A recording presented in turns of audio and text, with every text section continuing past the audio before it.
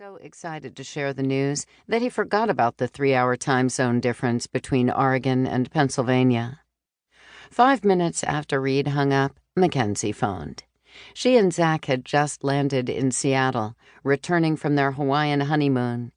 As usual, Mackenzie had dialed Rick's cell phone, but Hope, who was getting dressed for work by then, eavesdropped on the conversation. When Rick said, "Yes, kitten, she's right here. Hang on," Hope was surprised.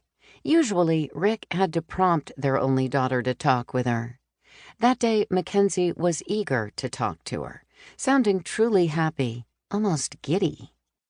Mackenzie chattered away about how she and Zach had hiked through a rainforest and had a romantic candlelit dinner on the beach. It was a lovely talk, gossipy, cozy, and close, the sort of easy conversation Hope always wanted to have with her daughter, but rarely did. It wasn't because Mackenzie disliked her. Hope understood that. She just liked Rick more. Always had. But that day was different. Mackenzie, who never sought her mother's advice about anything, asked Hope to email her famous goulash recipe. "Not the noodles," Mackenzie clarified. "Just the sauce. I'll put it over macaroni." "Sure, that'll work," Hope said, even though she thought that serving the sauce over thick, chewy homemade noodles was what made the dish so good. But she held her tongue, not wanting to say anything to spoil this all-too-rare moment of mother-daughter bonding. It was so good to hear Mackenzie sounding so happy. Zach seemed to have turned out to be the right man for her after all. After Mackenzie's 2 broken engagements, Hope could be forgiven for having dragged her feet when it came to making wedding arrangements. She'd begun to doubt that any man could ever measure up to Rick in Mackenzie's eyes. When Hope finally realized her daughter was serious, she kicked into high gear.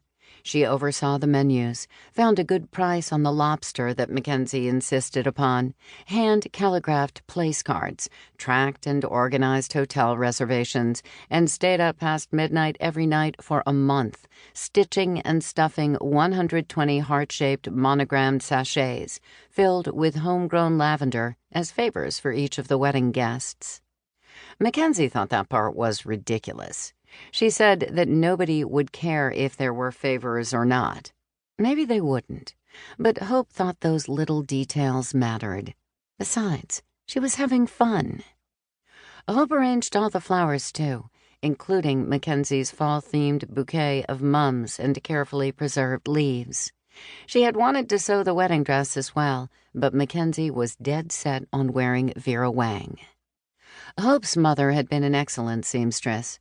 She'd often talked about making wedding dresses for Hope and Hazel when they grew up. But by the time Hope was engaged, it was too late.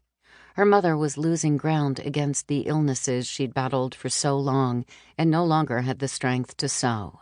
Instead, Hope made the gown, getting her mother's advice at various stages of construction. When it was finished, Hope brought the dress to her mother's room and sat down on the bed while she and her mom stitched the hem of the huge, flouncy skirt. It was the 80s. Every bride wanted to look like Princess Diana. Working from opposite ends and meeting in the middle. As they sewed, Hope's mother imparted every piece of marital advice in her arsenal, barely pausing between subjects, as if she had rehearsed it all in her mind beforehand. It was a long talk. At the end of it, she took Hope's hands in her bony grasp and said, "Make up your mind to be happy, Hope. Whatever comes your way, find the happiness in it. That's the real trick of life." 34 years later, Hope still tried to follow that advice. The conversation with Mackenzie went so long that Hope was nearly late to work, sprinting from the faculty parking lot and through the door of the high school just 3 minutes before the first bell.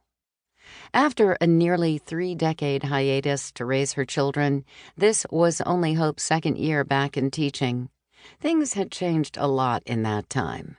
For one thing, home ec was now called FACS, Family and Consumer Science, and the curriculum was completely transformed.